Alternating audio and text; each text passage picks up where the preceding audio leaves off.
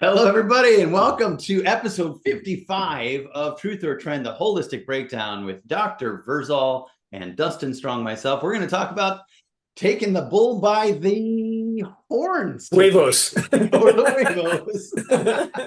Dr. Vrzal and I are freshly back from a symposium in Seattle where we were very fortunate to be actually, for a change, be sitting in the audience and listening and Yeah. absorbing and trying to extract some of the better discoveries of our colleagues around the country. And today, we want to talk more about the brain because we want to make sure everybody has every opportunity to save the brain and build the brain and heal the brain as possible. And a guest of ours, a previous guest who's coming back in the future as a guest again, presented some really cool data that we thought all of you should know about. And she was talking about 3 things that should be added to a brain protocol. Now, we have more that we want to add to that. And I know that sometimes people think, oh my gosh, this list of things that you can do for your brain gets overwhelming. And where do we start? And I want to change the way we talk about that, thinking, oh my gosh, the list of things gets longer because there's so much more we can do, right? And every time we add on a layer, I want you to think about that could possibly be unlocking all the other layers that you've already been doing and bring you to the next level and get you closer and closer to the insanely brilliant brain patterns of Dr. Vrzal. And so that's the goal. I'm trying to catch up. Need a new marker. There you go. New bar. Boy can dream. Okay, so hey, Dr. B, we were sitting there in the audience, and you sent me a text afterwards saying we need to talk about this. And what is it? What is it that we want to start? Where we want to start all of the things? Well, I mean, first off, back in the dark ages when I was in chiro school, we were told that the brain cannot be changed. You know, if you lose brain cells, it's permanent. It's done. It's a done deal. And Yeah. so, I mean, that part of what makes this so exciting is certainly all this, BDNF, brain-derived neurotrophic factor, and the plethora of information that's now available on how to heal the brain is so exciting because Yeah. because brains are getting worse, unfortunately, with our toxic environments, and what we're exposed to is just garbage, unfortunately. Yeah. But we have hope again. I mean, look at the things like even just simply aspartame and glutamate and things that are known neurotoxin. They're called neurotoxins because they kill brain cells. That used to that was the end of the world, end of the line Yeah. for you. But now we have hope. Hey, that's what Yeah, 2 weeks that's ago we did an episode about that, right? Blowing the ceiling off of what was we were told was possible.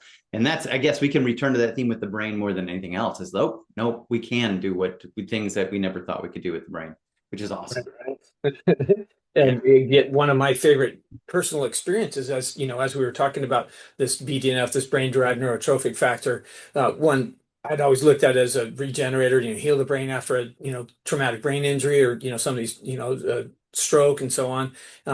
But it's also part of learning, and so I mean this is a habit I've done for decades. But I went and did little petty workouts during the breaks, and Yeah. and high intensity hit training is one of the best ways to raise this brain-derived neurotransmitter, neurotrophic factor. So I'm doing my little 5-10 minute exercise, on the 3 breaks that we had during the events. And I was on my game. We're sitting there with just like on total overload with this, information being, I was going to say spewed at us, but that sounds kind of derogatory. I mean, just shared Well, it with was getting us. dumped on you. It was getting dumped. Definitely an It was information epic. It was overload great. Yeah. situation. Yeah.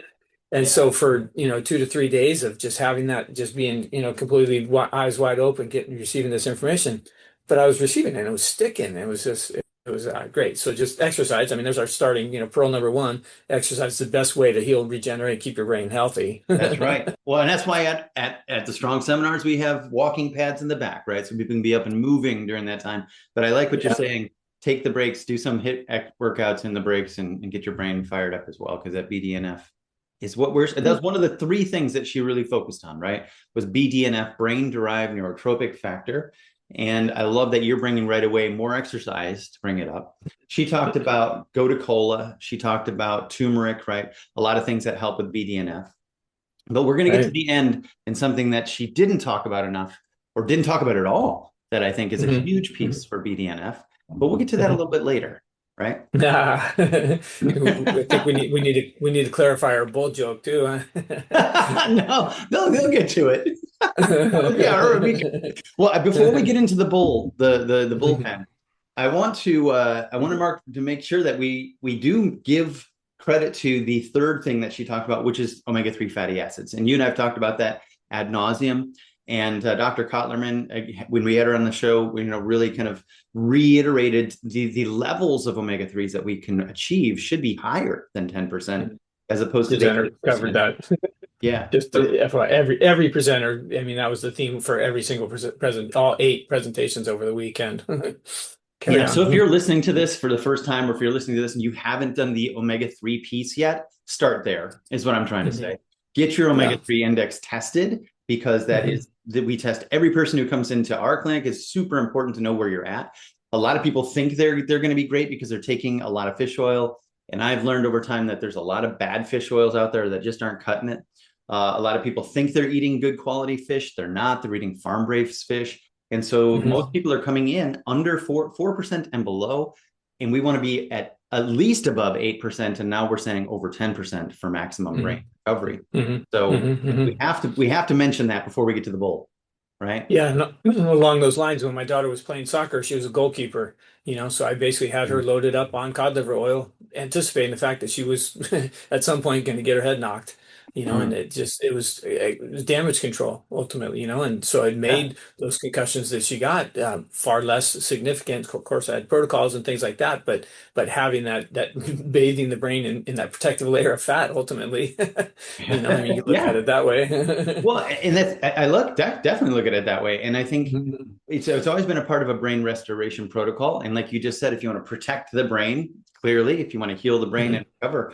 But to give context, I always want to remind people too that eating all this fat, we can't just say, okay, go to the brain, fat, just get up there and heal the brain. Yeah, Right? yeah. Your whole body needs it, and It we need a does. lot of it. And so if you're coming in and your percentages are at 4% and below, I am at this point in my clinical practice to say to people, it's your job for the next month to eat cod liver oil all day long, basically, Yeah, right? Because we can't get anywhere without that, right? right. So what kind of symptoms would a person that's 4% or below look for? So how would somebody know that they're there? Ooh, well, see, this is where you got to zoom out, because Hmm. inflammation, I always say, right? Anything that ends Yeah. in itis, which everybody says, oh, Hmm. I've got bull testicleitis, I've got all these things happening. And anytime you have that, that means there's inflammation. And you Right, can't right, resolve the inflammation without the omega-3 piece to that, right, right? We right. always think So we about have brain fog, hormonal problems, joint right. aches, right? Dry skin, sluggish thyroid. It goes on, right? Just trying to Uh, give somebody an idea of, ooh, I better get that test, right? Definitely, definitely. Yeah, it could be, well, that's just it. It could be anything. It could be anything that you're struggling with, because it's a macronutrient, and all of these other functions in the body are going to be dependent upon there being an ample amount of that to make all the function happen.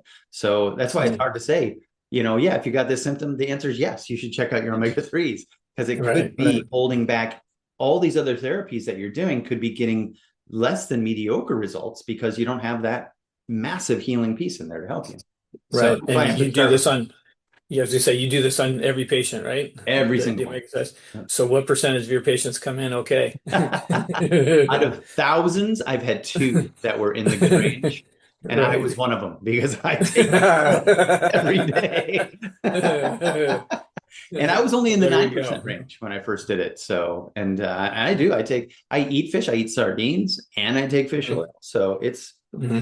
it's a huge opportunity. I want to tell everybody to improve your life. If you put your focus on getting your omega-3s in that range, Hmm. it makes everything better, without a doubt. So if you don't want neurodegeneration, in other words, you don't want Alzheimer's, you don't want dementia, you don't Right. want an itis type of inflammatory condition, autoimmune condition, take your omegas, right? Absolutely. Or eat your fish, wild caught Yeah. fish, at least And five eat your days a week, fish. and eat your fish, right? At least 5 days a week. Definitely. Hmm. There's Hmm. getting more and more information out there about people who are doing this, right? They're going pescatarian and they're eating all these sardines, and we could go down that rabbit hole, but I And so, I think mean, you brought it up. It's people are worried about mercury in fish. Sardines are an algae-eating fish, so they are a zero mercury fish. So just to give some people peace of mind. yeah, Mackerel is another close one, but mackerel is more of a carnivore, so they do have a very, very small percentage of mercury. yeah, But sardines, kind of the beauty there is that they're vegetarians, yeah, so yeah. they're mercury-free fish. That's a very good point. In fact, yeah, in the research that I was sharing on sardines specifically, not only do they say that, but they say that because of the selenium content and the iodine content of the fish, it helps you detoxify any mercury you're getting exposed to from other fish, right, when you eat them. So it's even better, right? Salmon would be a good choice though, still, because they're smaller, less bioaccumulation of any Wild caught salmon. wild caught salmon. Yep, for sure. For sure. Not raising a skinny little. That's right. So we covered the surf. Prof. Let's get to the turf, Dr. V. Let's All talk right. about this beautiful thing. That, Nice transition. hey, thanks, man. That's great. We were showing some research about something called hyaluronidase, right? And this one particularly about neurological recovery after hemorrhaging. So why would we be sharing people about this? Because this is something that most people don't know about. And if you look up hyaluronidase, most people are going to use it as a way to break up the filler that they're using cosmetically. Right. But, Dr. V, why was this the text you sent me saying, hey, man, we got to talk about that? Because it's underutilized, under discussed. And I mean, ladies, hyaluronidase is the enzyme that breaks down hyaluronic acid. I mean, a lot of women are using hyaluronic acid as an anti-aging skin lotion, skin cream kind of thing. I have muscle tested a lot of it. It seems to be okay. And along those lines, hyaluronic acid is good in the brain. It is beneficial, but when it runs amok, that's where we have a problem. And so that's where we need the hyaluronidase to break out. Think of almost making the brain hard, almost like brittle, if you will, with too much hyaluronic acid. Sorry. Right. Well, So then we need hyaluronidase to break that excess down. Absolutely. And I'm just going to read straight from Dr. Kotlerman's slides because these were great slides. She says hyaluronic acid is the most abundant component of brain extracellular matrix. Like, that's huge, right? If that's one of the biggest pieces, if that's the soup, right? If that's the water of soup, you probably want to know more about that, right? Right. It makes up 20% of the normal brain volume, supports normal neural signaling, but it decreases as brain ages and condenses, which stabilize synapses and regulate plasticity. But when it does build up and can accumulate, that's when the brain starts to have all these problems. And this is where the hyaluronidase is just super important, right? Indeed. Yeah. And so what is the source? I'll let you have the fun punchline. What is the source of hyaluronidase? Listen, no bull, right? So, I mean, I did enjoy Dr. Kotlerman being able to kind of lean into that a little bit. That was her fun joke about the whole thing, is that honestly, and this may turn a lot of people away, but one of the biggest concentrations of it is in testicular matter, right? That's where they're actually deriving some from this. So yeah, if you want to highly regenerative tissue. Right. It was actually found also in, I think I'm trying to look at where it is here. Animal-derived bovine or ovine testicular hyaluronidase. This is what they're using in this. So that is the highest concentration, right? Right. And the spermatozoa, right, as well. So since we're not on the SP stage, we can say the product of that is Orchex. Orchex, yeah, exactly. People didn't realize we've had it all along, just kind of hanging out there. Or mint. What's that? Pulling that pun, hanging out there. Where are your boxers?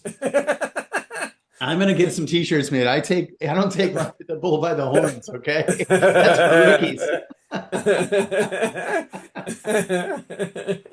So yeah, interestingly enough, but it has this awesome piece. And why do we want to extract that? Let's get into that a little bit, because this research is phenomenal that we're seeing coming in. There's many clinical applications of it.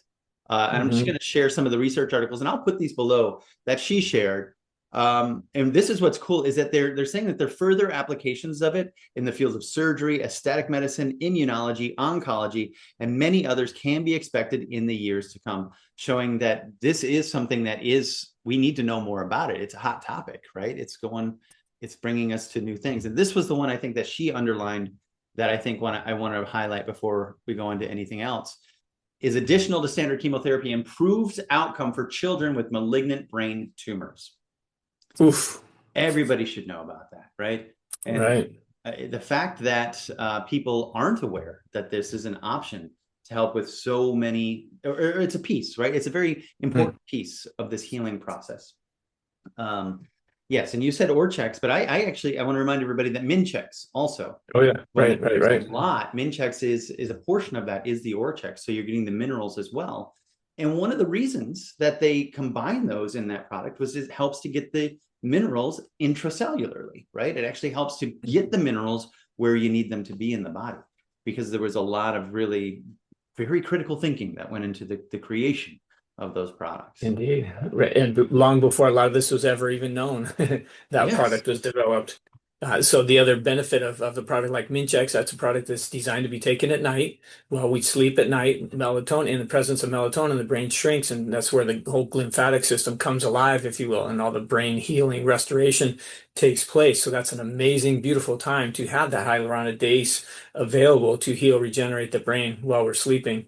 Yeah. So the other dive I haven't had a chance to get into yet is the connection with testosterone, right? Oh, if that's the source of it, right? We all know the effect of testosterone on the brain, right, men?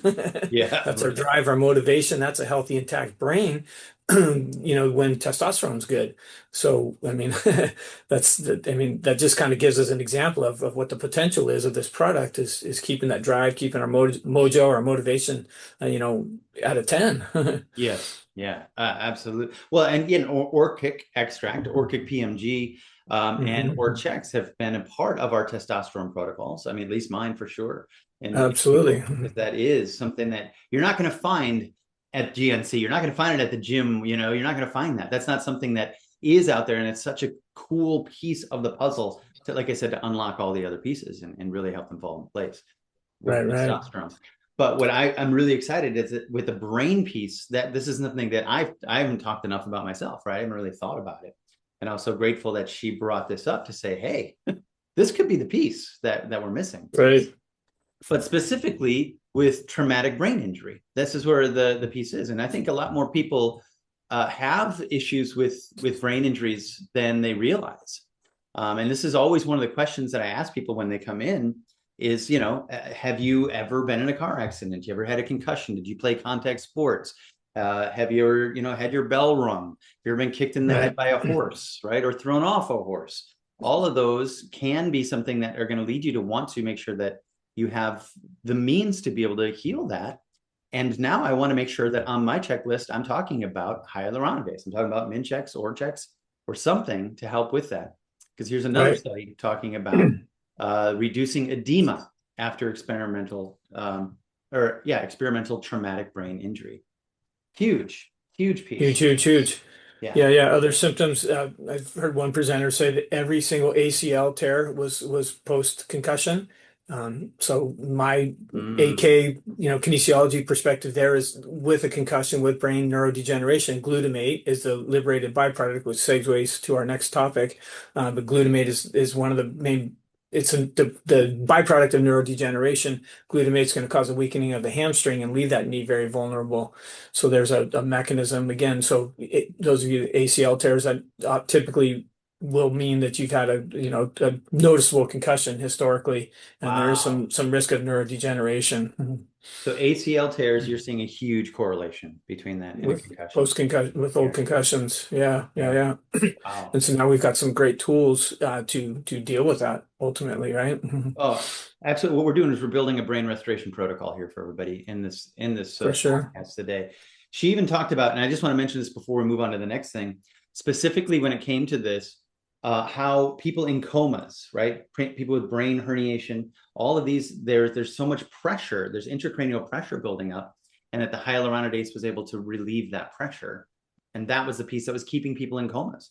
I mean, she made mention about that, right? All these people could be coming back if this piece was being used in these situations that people are stuck like that. Consider the alternative, right? Drilling a hole or taking a piece out of your skull to relieve that pressure. That's what you said to me during the lecture. You go, well, yeah, or we could just cut a hole in their brain, right? That's the current protocol. I mean, it sounds like the dark ages, you know? I know, especially when Especially when something right. go. We have all of this literature. We have all the research on this out there, and Yep. people need to know about it. Absolutely.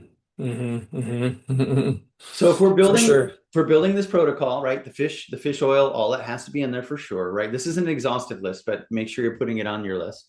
We talked about BDNF a little bit, or a hyaluronidase. And BDNF, she talked about Gotu-Kola. I think that's a really important one for healing of the brain as well. And the tumors, right? I think those were the two she really zeroed in on. But there's something else that you and I have been using for a long time that we know also helps with BDNF. And what is that, Dr. V?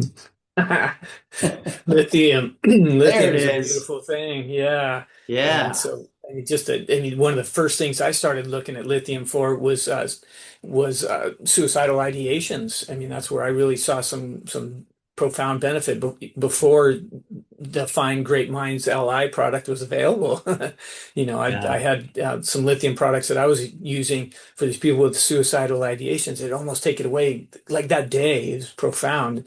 And I found that mostly related to pushing and competing for mercury, binding in the brain and causing low serotonin. And again, specifically these suicidal ideations. And now, through your product and a lot of the newer research on lithium, I mean, it's such an exciting mineral to have available and to get going. I mean, you even have water with lithium in it, huh? Yeah. Well, yeah, that's a good point. So when you're talking about, I mean, everybody should again know that, and that's worth repeating because there's so many people unfortunately suffering out there needlessly for a lack of knowledge. And even the World Health Organization lists lithium as an essential medication for bipolar disorder, but they're using the worst form. They're using that lithium carbonate, right? When you get it from nature, when you get it from water, it's much more bioavailable, and there are much more bioavailable forms than lithium carbonate.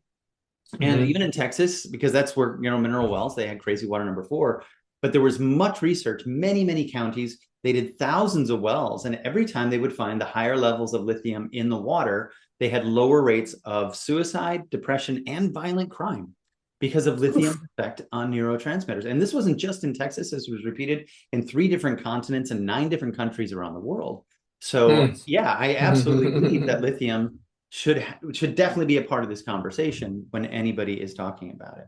So our new campaign is to swap the fluoride for lithium in municipal waters. You know what? Rates. New York City talked about putting lithium in the water for a while because they wanted to chill everybody out. But you know what people called it? Mass medication, because there's an association of lithium as a medication. But what I'm here to say is that lithium is an essential mineral. It's not taught that. It's not being taught as on the spectrum of minerals, but it is a naturally occurring mineral. And we know that there are, and I'm going to share this. You gave me a ton of research that we should be talking about here today, right? And why lithium engaging autophagy. Yes, that's just real quick. You want to cover the 2 different forms, so clarify that for people. Yeah, well, yes. So not lithium carbonate, but there are many forms. Which is what the med is. The medication is lithium carbonate, right? That's right. But lithium, here we go. This is it. This is the product that we're talking about with lithium orotate. So lithium orotate has been shown quite a bit. Now, I will say this. Oh, I'm not sharing the screen, am I? Here we go. This is the lithium orotate Great Minds with Lithium. What Dr. V and I have kind of come to see, and I've seen this reflected in many clinics across the country who integrate this into their practice, that there's a synergy happening with the lion's mane, those components, the aranesines and the hericenones that are helpful in transporting across the blood-brain barrier.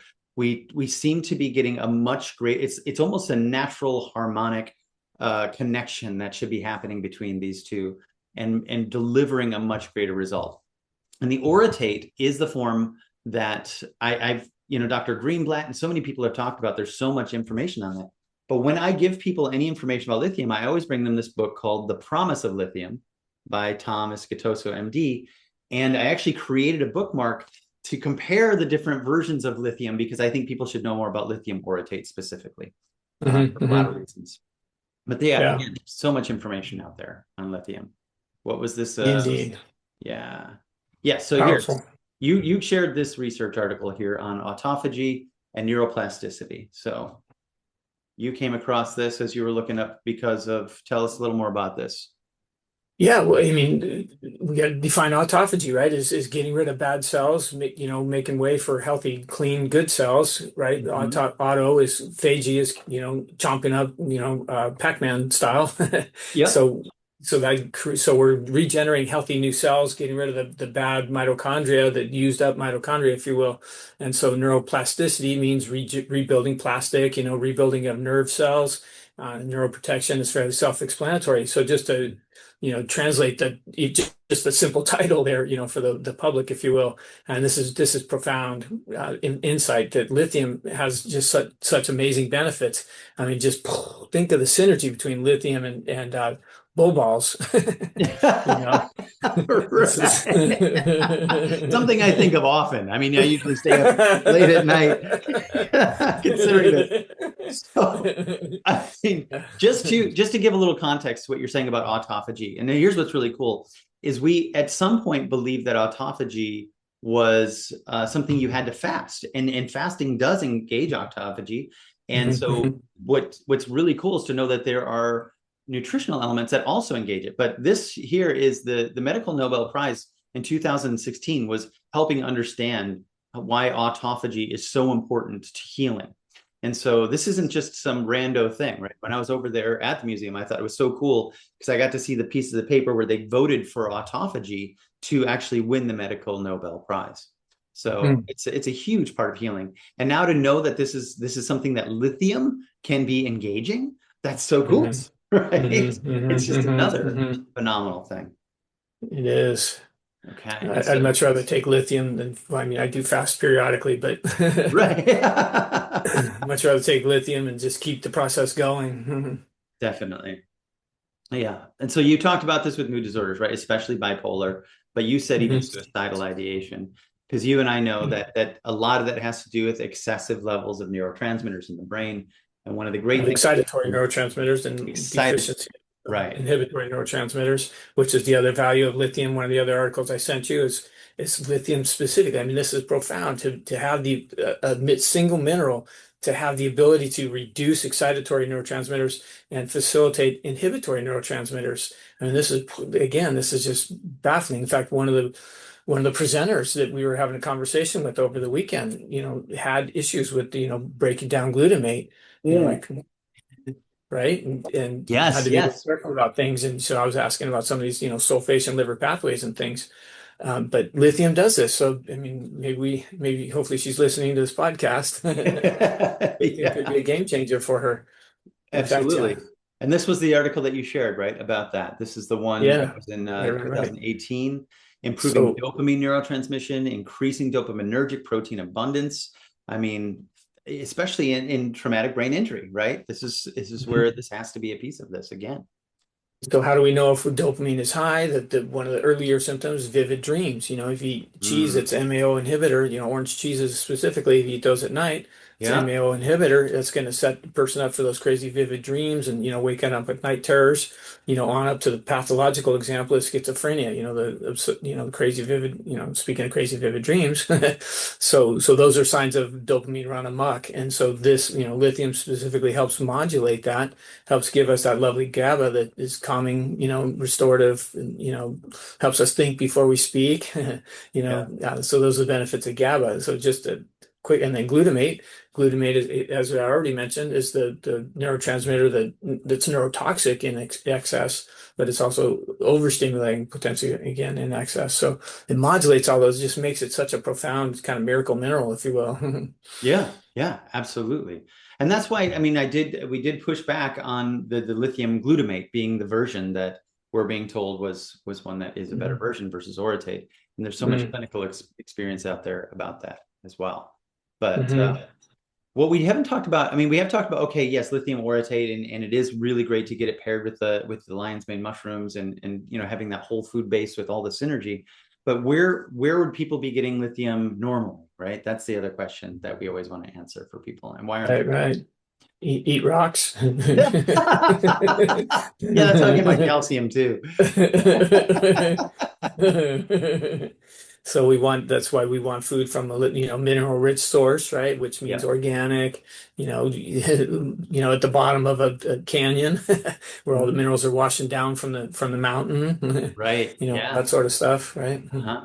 Well, and That's what, but it is we want to remind people of there are region specific areas that don't have minerals in the soil. Same thing with like Mhm. iodine. It's known that iodine is low in the soil in certain areas, and lithium is very similar. So you do need to know that where you're growing it is going to make a difference. But things like black eyed peas, are known to be good sources of lithium.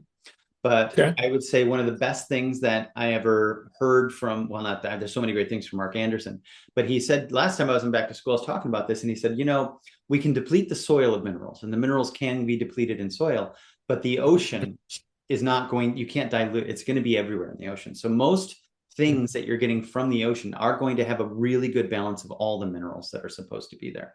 I thought that was Nice. wise, very interesting. Hmm. So Hmm. seaweed, right, and seafood, we can infer, we don't know this yet because we're not assaying for lithium in foods, that sardines may be another source of lithium as well, right? Okay. Which I think Nice. we could look Okay. into, which is Right.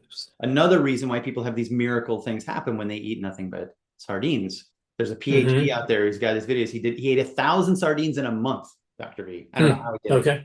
it. They're small. Changed his life. Yeah. But Okay. interestingly Hmm. enough, but yeah, so Yeah. tobacco, we've talked about this being a high source of lithium in the past too. We're not saying Okay. that people should smoke, but there are foods that are going to be higher in tobacco or in lithium, sorry, that we're Yeah. And just to kind of make a point, the other place lithium is high is batteries. Think of the spark of life, right? Energy. ah, yeah, Right? Don't interesting. don't suck on batteries, but but I mean it kind of makes a point of the potential that lithium has.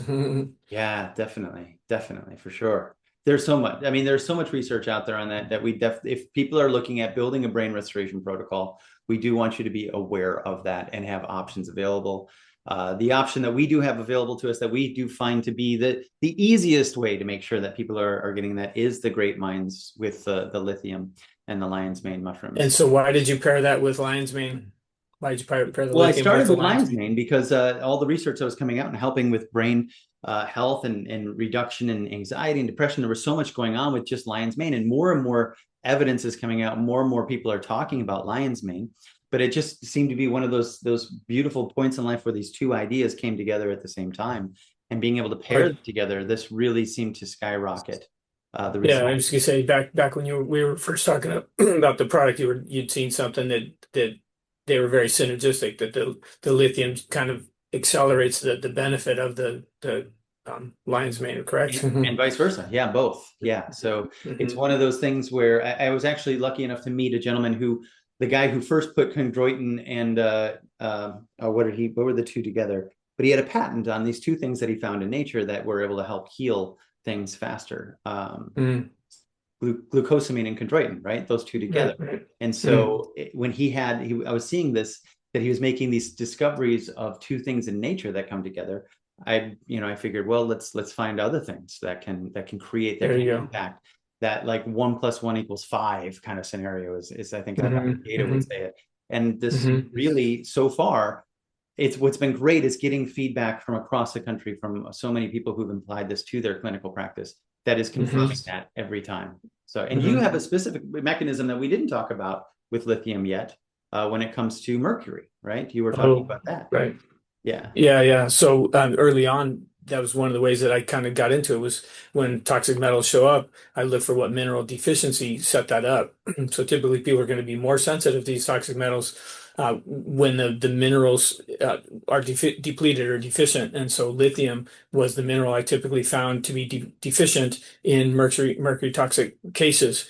And so I was loading these people up with lithium to help push out, especially because mercury tends to culminate in the brain, especially when it's old amalgam fillings, right? Because then they're vaporizing every time they eat with those old amalgam fillings. They're vaporizing that mercury and goes straight into the brain. That the amalgam mercury, more so than the fish type of mercury tends to congregate in the colon. That's better news. It's a lot easier to get out that way. But when Okay. it's in the brain, especially, I find lithium to be the best mineral to help displace, if you will, the mercury out of the brain. And so people that have done chelation to try to get that mercury out, the scare there is, okay, it might show that it's lower in the blood, but that tends to push the mercury into the brain. If they do the DMPS and, DMS, what is the other one? DMPS and anyway, to chelate, so-called chelate that mercury out, it tends to deposit that mercury into the brain. And then we've got some, we need products like the Great Minds Lithium and, things like that to chelate it out of the brain,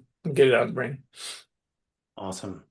So if we're building this brain protocol, lithium has to be a piece in there for sure, right? We've got in review, we've got the fatty acids, we've got the lithium, we've got the, what she taught, she had some herbs for BDNF, gotu kola, turmeric. Oh, boswellia. We didn't mention that one, right? There are many right out there. Those are the three that she highlighted. The bull balls, right? Let's not forget hyaluronidase, right? Yes, which means either Orcex or Minchex. Right. Twice. Exactly. And there's more. And this is what's great about it, right? Is there's more and there's more and there's more. And we're going to keep sharing more. To give you an exhaustive list of things that could help heal your brain in one podcast is, I think, a little ambitious. Right. Well, and clinicians, that's the fun part of being a clinician, right? Is taking when I teach, I present protocols or I present, hey, here's the list to check. I'm not saying give these 10 products. Right. Correlate that with what you know about the patient, what you find, what the signs and symptoms are, so that then you can give a laser specific protocol. And instead of, now we've got all this great information of, these 15 different potential products. And we say, hey, these 3 are going to change your life, Right. So, Or you've been doing these and you're not getting the results yet. That doesn't mean that maybe you haven't found the piece yet that ties it all together. Right. And that's why I think it's so cool that this hyaluronidase came on our radar to remind us, hey, there are a couple other things, right, that might be missing. Specifically, if you've had your bell rung, if you had your head hit, if you've been in a car accident, had any reason that you could have even a minor concussion that you don't know about, you need to, be aware that could have happened 15, 20 years ago. And you're only starting to notice the effects of it today. And that's the other thing to forget about when it comes to. And that's the mechanism, the challenge there is the microglia, the protective mechanism of the brain becomes deficient and glutamate goes up post-concussion. This is going to be a whole nother subject, in a few months from now, we'll cover that in the podcast. But we're getting a preview of what's to come, right? Dr. B is very excited about the Brain Defenders book coming out by Dr. Perlmutter. And so we will be covering this and trying to figure out what's truth in here, what's trend, and how can we help people apply this to their lives when we get that book and when it's out. Right. So there's a lot there. But so where I was going with that, though, is that's the mechanism. You get one concussion, you lose the protective mechanism, kind of like taking EFAs. So then the next time it doesn't take much. You could have just, done a minor, whatever, headbutt or something with somebody or played soccer and, any of that sort of stuff. And it then doesn't take much to light the brain up again. Right. Yes. But because it's an accumulation thing and you're at that tipping point, right? And you want to pull yourself away from that as much as possible. Now, you also have a technique when you are muscle testing to discover concussion or brain injuries in a way to help to bring some relief to it in the time that you're actually working with people, right? Is that correct? Yes. Yeah. So structurally, you just at the seminar for me, right? Go ahead. Oh, there we go. Yeah. Well, clinicians, doctors, the region of the brain will be localized. So you can touch over the frontal lobe, temporal lobe, parietal lobe, suboccipital, what area have I missed? Anyway, the region will be localized. Then you want to treat into strength. So you'll either tap or rub each of those, stimulate the nerves in a different way. One of the two will strengthen. So tap over the frontal area if that's where it showed up. Tap and they get strong. Then we're going to tap and then do the injury recall technique, which is the flexion, atlas occiput flexion of the head to kind of reset that old trauma. It might be a rub that strengthens it. Again, rub real firm over the lobe, tuck the chin. The opposite contralateral cerebellum is always going to show up, so be sure and go back to that. So if it's a right frontal lobe that shows up, then you're going to want to probably do the opposite, either the rub or tap on the cerebellum on the other side. Again, tap or tuck out this occiput joint, and then conclude that with the C2 anterior, typically on the left side, that goes along with every single concussion. So there's the nutshell review of what we covered at your seminar. So for those of you who are going to be joining Dr. Vrzal April 25th here in Dallas, we'll probably review that as well again, because it is a beautiful and very elegant way to help relieve some stress off the brain, very specific stress off the brain. And it shows up, speaking of stress, it shows up with PTSD. So, if it's an emotional stressor, they show up much like concussions do. So I will tie the emotional points in as I clear that up. So that would show up as an emotional reflex on the brain. So then we do a PTSD kind of protocol. You just took it to like the 10x there, man. I love it. Well, and to bring validation and so much power to what that means, that is dismissed, that is overlooked, the emotional piece. You and I have talked about that a lot. This weekend I was hobbling around out there because my medial left knee was giving me a lot of grief, really. And it was the emotional clearance technique that got it, relaxed and moving and firing and feeling a lot better. So that is a huge piece when you're looking at that. Not to jump all over the place. But we do have Dr. Vrzal going to be demonstrating more his muscle testing technique. You can see his poster over his shoulder there. So if you are listening to this before April 25th on 2026, I think we are. Yeah. Okay. Reach out and let us know about that. And then in the future, we just had a sleep retreat. We're actually going to be doing a sleep and brain restoration retreat. And I'm going to make sure, by hook or by crook, Dr. V is going to be there, because we've got this really cool way. Yes, this is the first I'm hearing about it. We haven't booked it yet, Dr. V, but you'll be there. But we're going to have this great right eye technology that helps track the eyes and give an idea of how well your brain's working. And this does give you a report very similar to what your muscle testing does about which parts of the brain.